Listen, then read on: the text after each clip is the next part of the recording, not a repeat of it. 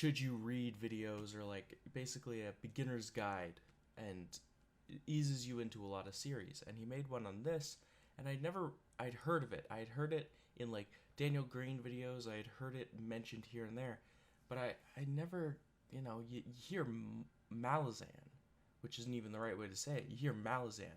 That gives you zero things to think about. So I picked up this book from my local secondhand bookstore, and as you could probably guess, if you know Malazan at all, there was like 3 copies there, which is like, that's a lot for books to be in a secondhand bookstore. At least this one. That means that a lot of people picked it up and went, mm-mm. But there was no copies of any other Malazan books. So they picked this up and they went, I don't like this at all. Now, this book particularly is known, or not this book, but the series is known for being quite confusing. And I mean, here's how I kind of handled it, right? So instead of being like, I don't know who this is. What are we doing? Who are we? What's going on? I thought, well, okay. So like, for example, say we were following part 2. Part 2 of this book switches from the main characters that we were following in part 1 to let us get to know the main characters in Darusistan. I don't know. Anyways, the city. The city of blue flames. And for all of part 2, we're getting to know these characters. And instead of being like, who's Crocus? I say, okay, we're with Crocus, we're in Darusistan, he's a thief, we're stealing things. Okay, we're with Crocus, he's being hunted by some shadowy figure assassin that we are not supposed to know. It's not that I'm not confused about who is this? Who is following him? Who is who is hunting him? Which, I mean, I did have that question, but I wasn't like caught up on it, because there's 2 different types of confusion for me at least. There is, am I confused because the author is not informing me of something very important? Like, how I judge it is, are the characters confused? If yes, I'm okay to be confused. But if the characters aren't confused and the author isn't telling me something, is it really, like, is it my fault? So, if I was, I don't, now I read this probably about a month ago now, but I don't remember being like confused and lost. I always found my footing in each scene. I kind of took it, if I was really that lost, I took it on a scene by scene basis. And now I'm on book 4 right now. I realized that I probably missed a lot.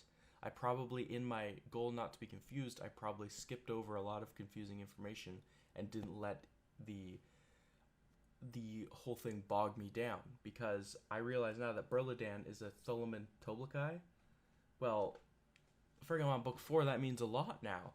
So maybe I will love this book way more. I know I'll love this book way more in a reread, but I really liked this book. I thought that my really biggest problem was the ending, actually. I thought that the ending was just a little bit lackluster. I thought that I was so happy to see the person who was initially facing off against the villain to face off against the villain. I was like, he's one of my favorite characters, and like I loved seeing. And then the villain like escapes, and I was like, oh,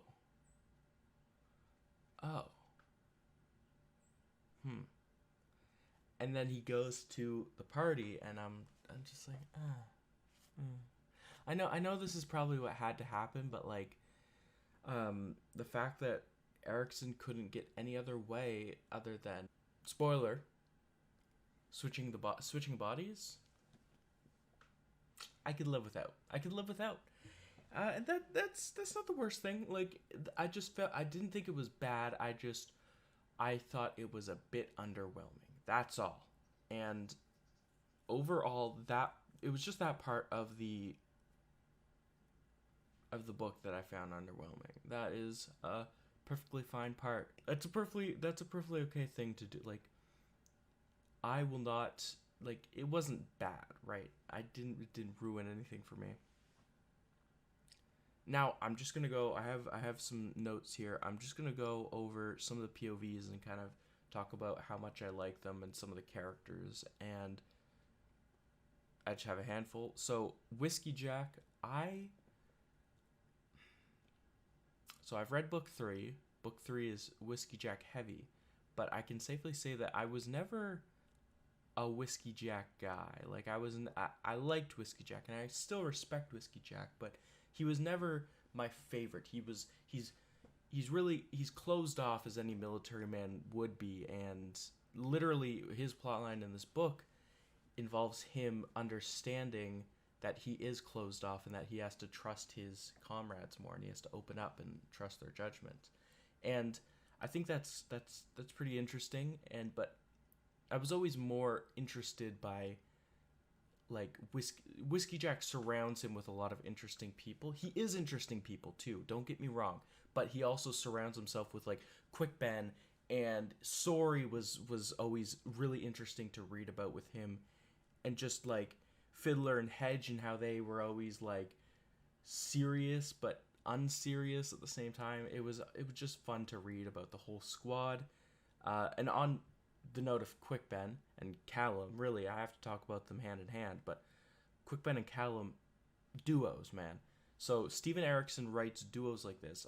I've come to find out now that is because him and Ian C. Esselmont played D&D in GURPS. So the original Malazan world was a D&D GURPS campaign. It was a role-playing campaign, tabletop RPG. And they did it themselves, and they did it like the two of them, which is a very interesting thing.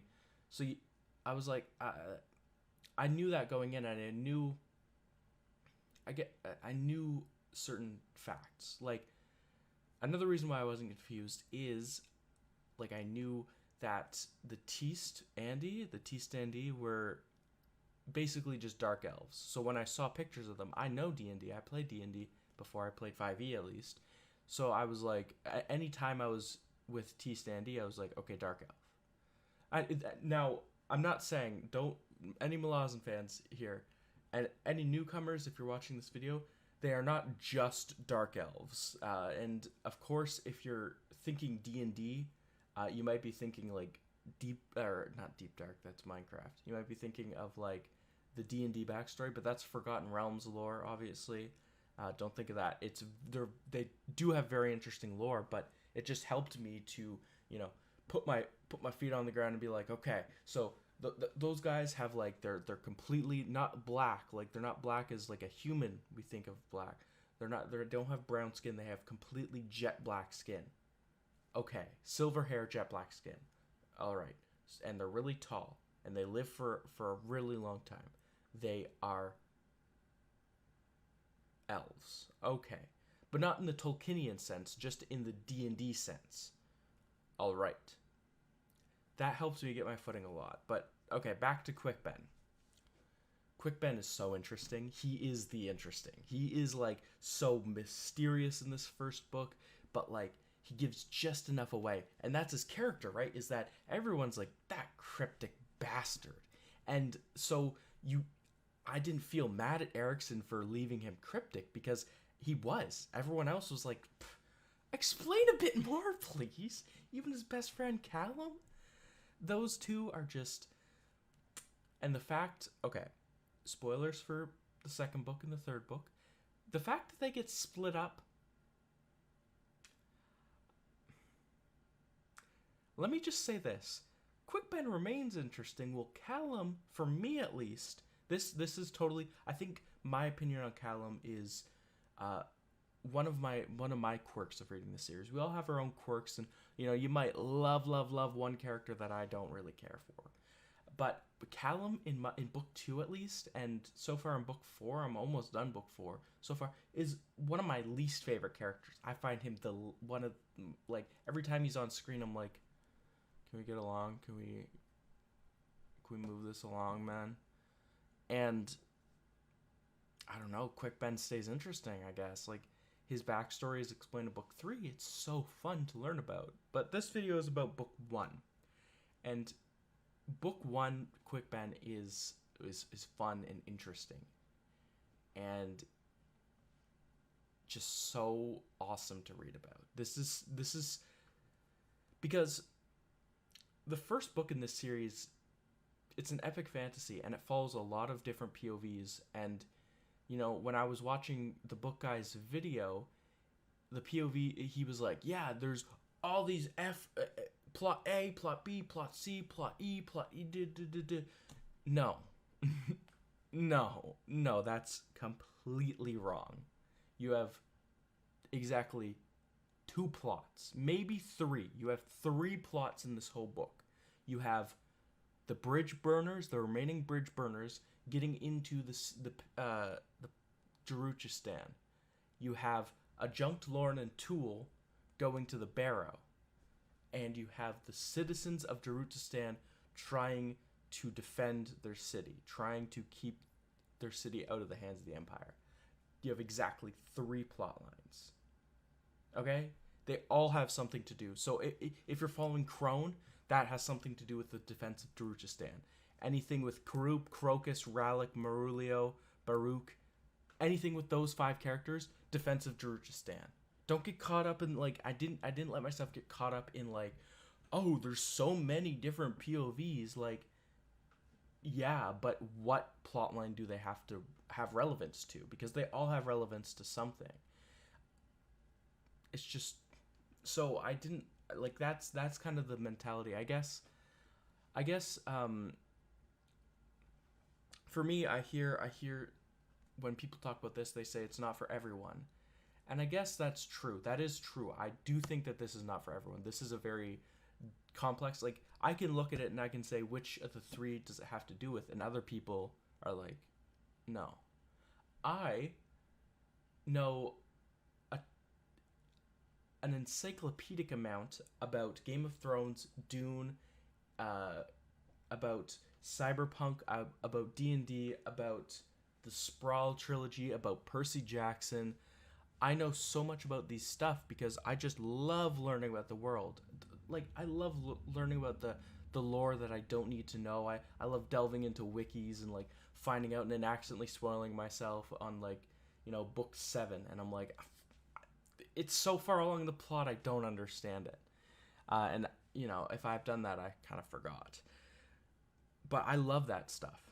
So, next character I want to talk about is Sori. Now, Sori is an oopsie doopsie. What an interesting character, because this character is supposed to be cryptic. Because Cotillion is possessing this little girl, everyone else, basically, the scenes with her in it is basically everyone else's problem. She becomes less of a character and more of, like, a pillar of, like, holy shit, how are we gonna move this, like, granite rod that's just sticking out of the ground? How are we gonna, like, move it? And if it falls on us, then we're fucked. And that was pretty interesting.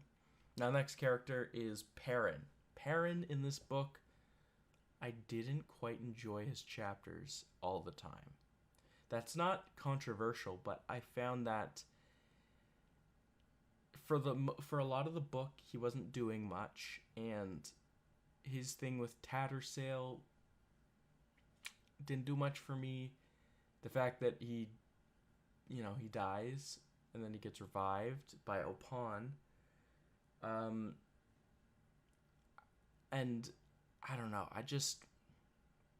I liked what it signified, like, oh no, he's in the crosshairs of the gods, he's in danger. But I found that, I don't know, I enjoyed it. I don't think it was a drag, right? But I do think that it was there's plot line, like there's POVs that I'm very happy to be in. There's POVs that I kind of don't want to be in, and there's POVs that I am neutral about and will read, and just kind of trying to get my footing. And Perrin is one of those neutral ones. Next up is Karuk. I love Karuk. I love Karuk. I love him. He's so awesome. I love how he's cryptic and his flowery words and how he speaks and this and that and that and this, and oh, I just love him. Him and like basically everyone in Jurchistan, so that's Crocus, Ralik Nam, Marulio, all of them, I just love every time they're on screen. They just have such chemistry with each other, and I think that Ralik and Marulio's thing with Cole is it was super engaging. I don't want to say interesting because the plot line's already done. It finishes in book 1. But it was super engaging while I was reading it.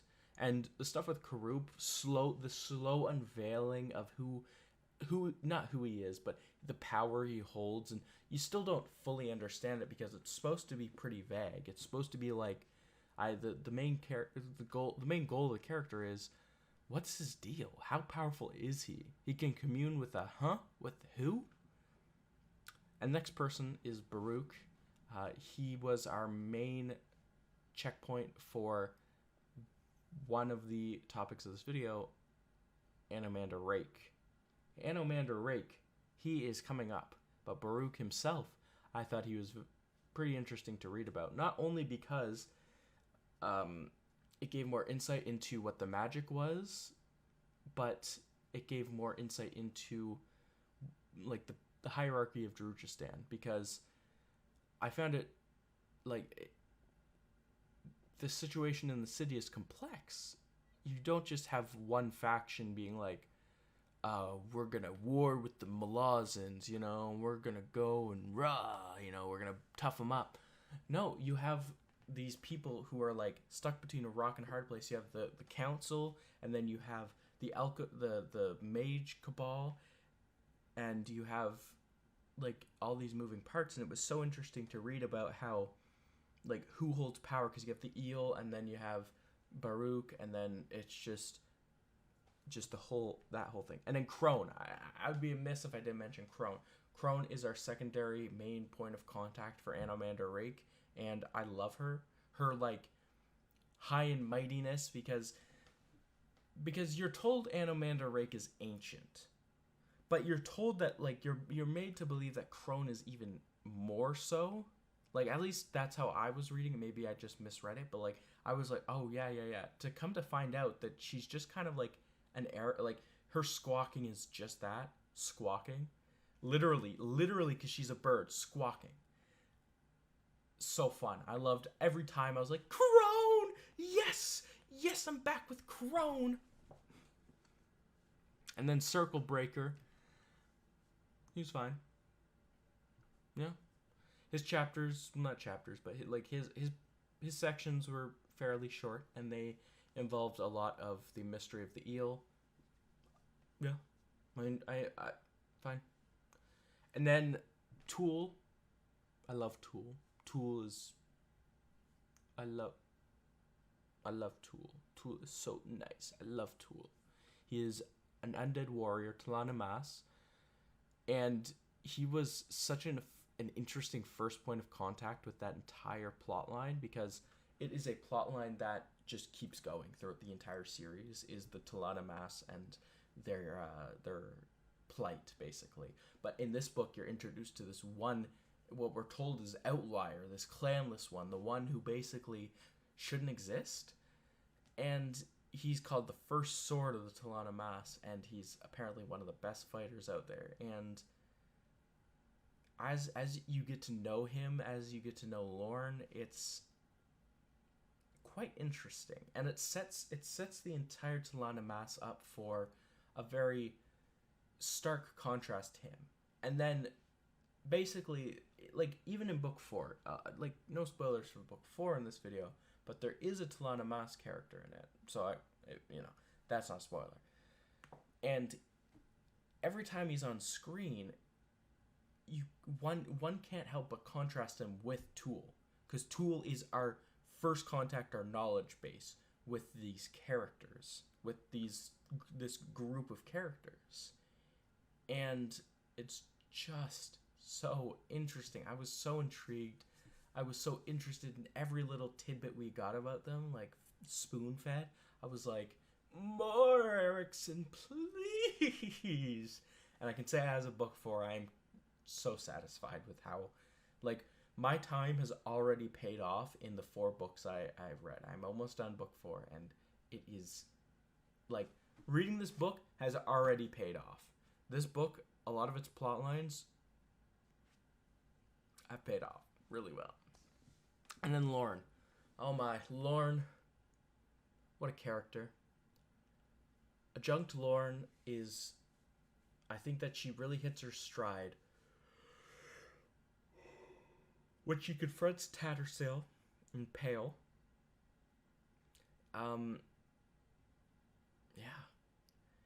She, the whole plotline of her having to put aside the woman she was to serve the Empress, because the Empress in this book is portrayed as a villainous figure, a shadowy assassin figure who controls the secret police, who will have you disappear just as soon as you call her, like, blue or something, you know, even though she is blue. But it just all goes to build, like, you know, like, oh, this girl isn't that bad. Why are we hating on her? Because she's kind of horrible. Yeah, she's kind of horrible. She's kind of horrible. Yeah. And that's pretty much all I got. Rake, to talk about Anomander Rake would be foolish, but here we go. I lied about that being all I got. I almost forgot about Rake. Anomander Rake is such a presence in this book. If you've heard anything about the series, you've probably heard about Anomander Rake. He is such a presence in this book. He is just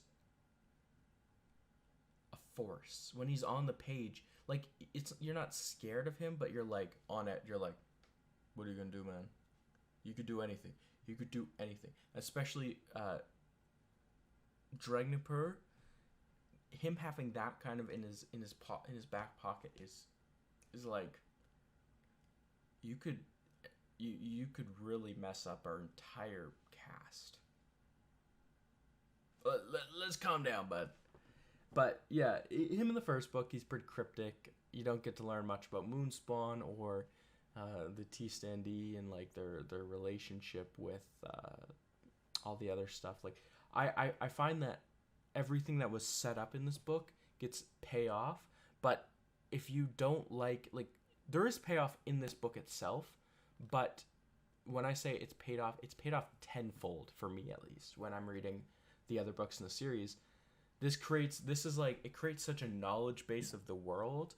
If you just collect the information you do, like, that you're told in this book, like, no, you don't need to know anything about Malaz Island or Quantali or Lether or all of this stuff. They exist, but you don't need to know about them. The only things you need to focus on in this book are 2 things. You need to focus on Pale and Jeruchistan. That's all you need to focus on. Pale is a city. Okay. Jeruchistan is also a city. And I'm a history guy, so it helps to know, like, so these guys operate like city-states, the free cities of Genabakis. Okay. That's all I need to know. That kind of tells me what I need to know about the landscape of this part of Genabakis. That's it. And yeah, that's all I have to say about this book, Gardens of the Moon by Steven Erikson. Thank you for watching this video, everyone. I hope you have a great day. Bye.